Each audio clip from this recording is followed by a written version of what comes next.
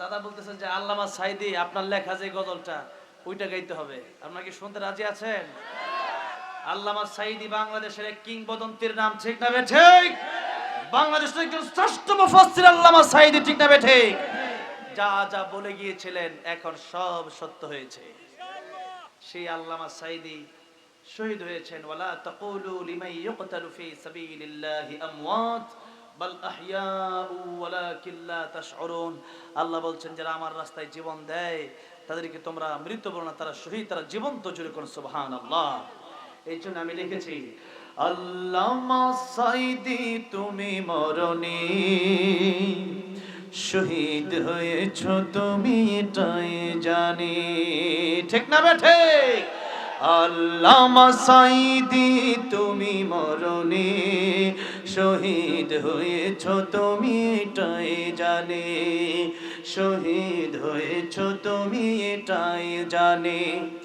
কারাগারে কাটালে 13টি বছর, বাতিল কেঁপেছে তোমায় দেখে থর থর, ঠিক না ঠিক?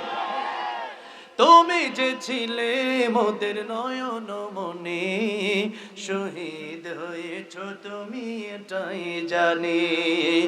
আল্লামা সাইদি তুমি মরনি, শহীদ হয়েছ তুমি এটাই জানি, শহীদ হয়েছ তুমি এটাই জানি।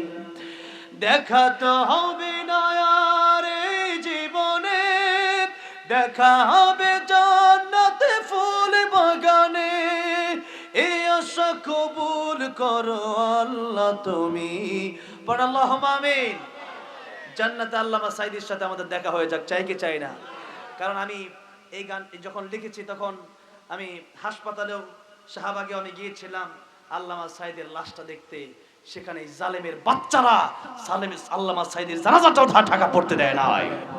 কিন্তু আল্লামা সাইদির জন্য আমাদের ভালোবাসা কমে নাই। তোরা মনে করেছিস আমাদের ক্ষমতা দিয়ে মানুষকে আমাদের দিকে টানবো। ক্ষমতা দিয়ে মানুষকে টানা যায় না, ভালোবাসা দিয়ে মানুষকে টানা যায়, ঠিক না ঠিক?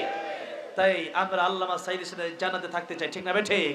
তাই আমি লিখেছি দেখা তো হবে না আর এই জীবনে, দেখা হবে জান্নাতে ফুল বাগানে, এই আশা কবুল করো আল্লাহ তুমি। আমিন। এই আশা কবুল করো আল্লাহ তুমি, শহীদ হয়েছ তুমি এটাই জানি।